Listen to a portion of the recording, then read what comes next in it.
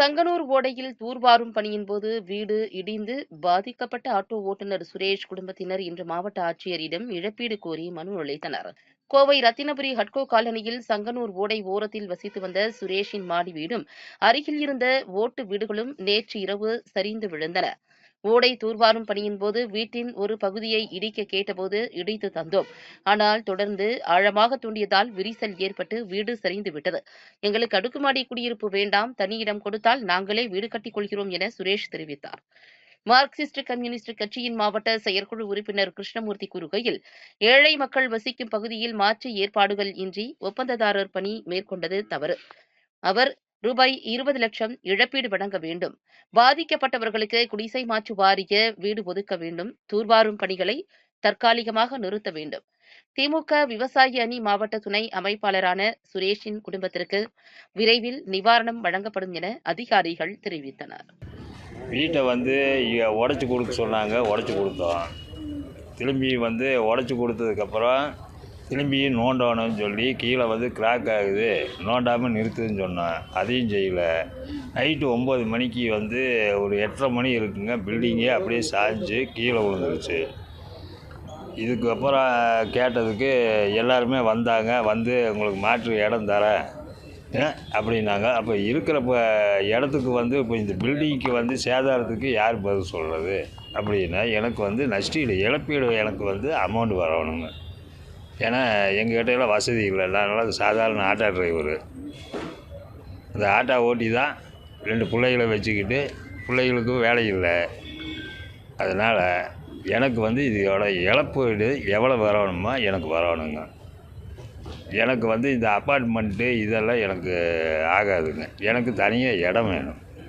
இடம் கொடுத்தாங்கன்னா தனியாக வீடு கட்டி போய்க்குவேன். மார்க்சிஸ்ட் கம்யூனிஸ்ட் கட்சியினுடைய கோவை மாவட்ட செயற்குழு உறுப்பினர், CIT தொழிற்சங்கத்தினுடைய மாவட்ட செயலாளர்.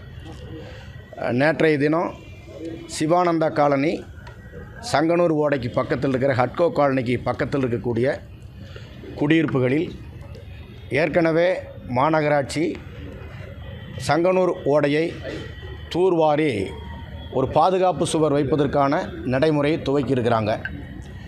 அப்படி இருக்கும்போது 2 பக்கத்திலும் இருக்கக்கூடிய ஏழை உழைக்கும் மக்கள், சாதாரண ஜனங்க, வேறு வாய்ப்பில்லாத காரணத்தினால பள்ளத்தினுடைய 2 கரைகளிலும் வீடு கட்டி வாழ்ந்து வருகிறாங்க.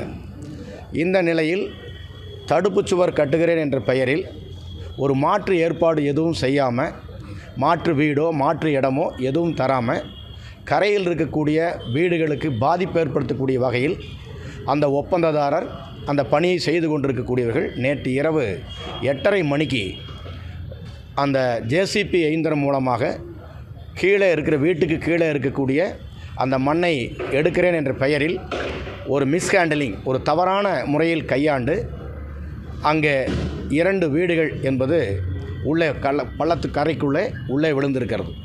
அதில் சுரேஷ் என்பவருடைய வீடு என்பது வாழ்நாள் சேமிப்பு 20 லட்சம் ரூபாய் செலவில் பக்கத்தில் ஒரு வீடு கட்டியிருக்கார். நம்பிக்கையோடு இது போகாது, ஒன்றுமாகாது, குடிசை மாற்று வாரியத்தின் மூலமாக இங்கேயே பட்டா கிடைக்கும் என்ற நம்பிக்கையோடு கட்டியிருக்கிறாங்க. ஆகவே இப்படியான ஒரு திட்டத்தை செயல்படுத்துகிற போது மாற்று ஏற்பாடு செய்யாமல் இந்த மாதிரியான ஒரு சூழலுக்கு வருகிற போது அந்த வீடு விழுந்து பெரும் அதிர்ச்சியை ஏற்படுத்தியிருக்கு. இன்றைக்கி எல்லா இடத்துலையும் வந்திருக்கு. மாநகராட்சி உள்ளிட்ட எல்லா அதிகாரிகளும் பார்த்தாங்க. ஆகவே இப்போ என்ன செய்ய முடியும் அப்படின்னு எங்களுடைய கோரிக்கை என்னென்னா, 20 லட்சம் ரூபா பொருட்செலவில் கட்டப்பட்ட வீட்டிற்கு இழப்பீடாக அந்த பணியை மேற்கொள்கிற ஒப்பந்ததாரர் இந்த இழப்பீட்டை கொடுக்கணும். 1. 2, இப்போ அந்த வீட்டில் போய் இருக்க முடியாது, வீடு இல்லாமல் இருக்க முடியாது, உடனே வீடும் கிடைக்காது. ஆகவே தமிழ்நாடு வீட்டு வசதி வாரியத்தினுடைய அடுக்குமாடி குடியிருப்பில் வீட்டில் ஒரு வீடு உடனடியாக பாதிக்கப்பட்டவங்களுக்கு அலாட் பண்ணி கொடுக்கணும். மீதம் இருக்கக்கூடியவர்களுக்கு மாற்று ஏற்பாடு செய்கிற வரையிலும் இந்த பணி தொடரக்கூடாது. 3வது, இப்படிப்பட்ட பணி செய்கிற போது இரவு 9 மணிக்கு மேல் செய்வதென்பது ஏற்புடையதல்ல. 3வது, இப்போதும் அந்த பள்ளக்கரைகளில் இருக்கக்கூடிய மக்களுக்கு கழிப்பிட வசதி, குளிக்கிற வசதி இருக்கக்கூடிய அனைத்து பைப்புகளையும் உடைச்சிட்டாங்க. எங்கே போக முடியும்? இது ஒரு மனிதாபிமான முறையில் இது பார்க்க வேண்டிய ஒரு விஷயம். ஆகவே மாநகராட்சி நிர்வாகம், தமிழ்நாடு அரசாங்கம் உடனடியாக இதில் கவனம் செலுத்தி பாதிக்கப்பட்டவர்களுக்கு உரிய நிவாரணம் கிடைக்கணும் என்பதற்கான முறையில் இன்றைக்கு மாவட்ட ஆட்சித்தலைவரிடத்தில் மனு கொடுத்து, கோவை மாநகராட்சி ஆணையாளரிடத்தில் மனு கொடுத்து, தமிழ்நாடு வீட்டு வசதி வாரியத்தில் இவர்களெல்லாம் கலந்து பேசி உடனடியாக பாதிக்கப்பட்டவர்கள் நிவாரணம் கிடைக்கிற வரைக்கும் பணி துவங்கக்கூடாது என்று நாங்கள் கேட்குறோம். அதை மீறி பணி துவக்கினால் மார்க்சிஸ்ட் கம்யூனிஸ்ட் கட்சியும் அந்த ஏழை ஜனங்களும் ஜனநாயக எண்ணம் கொண்ட எல்லா சக்திகளையும் இணைச்சு நியாயம் கிடைக்கிற ஒரு போராட்டத்தை நடப்பதை தவிர எங்களுக்கு வழியில்லை என்பதை இதன் மூலமாக தெரிவித்துக் கொள்கிறோம்.